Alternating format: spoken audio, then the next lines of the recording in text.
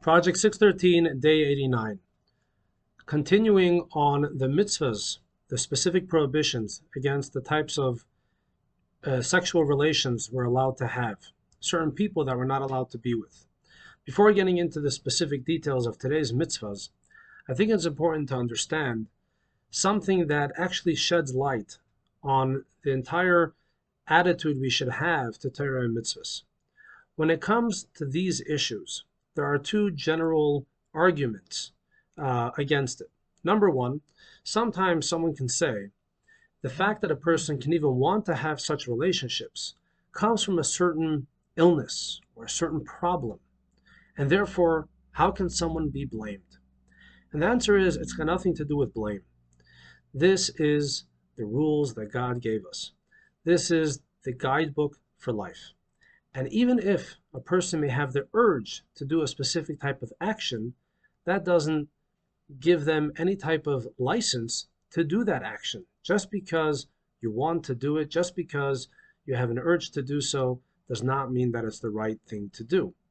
Another argument is, what should I do? I love this person. I can't handle it. I can't control myself. And the answer is, of course you can control yourself. No one said it's easy.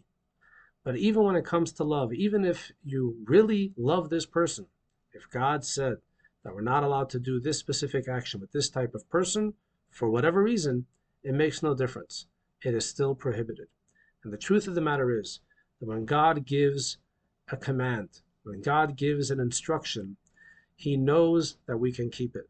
For some people, it might be harder than for others, but the instruction is the same nonetheless. So in today's mitzvahs, we have specific details of the type of incestual relationships we're not allowed to have. Incest with a paternal aunt, incest with a maternal aunt, incest with an uncle's wife, incest with a daughter-in-law, incest with a brother's wife, incest with a wife's sister. And all of these relations are prohibited, and we must be careful from them. Even if it may be difficult, even if someone might think that it's impossible, they can't control themselves, God is giving us the ability to do that. And sometimes God wants us to illustrate and to prove to ourselves that we are in control, that we can control ourselves and we can do the right thing. Thank you all for watching. More tomorrow.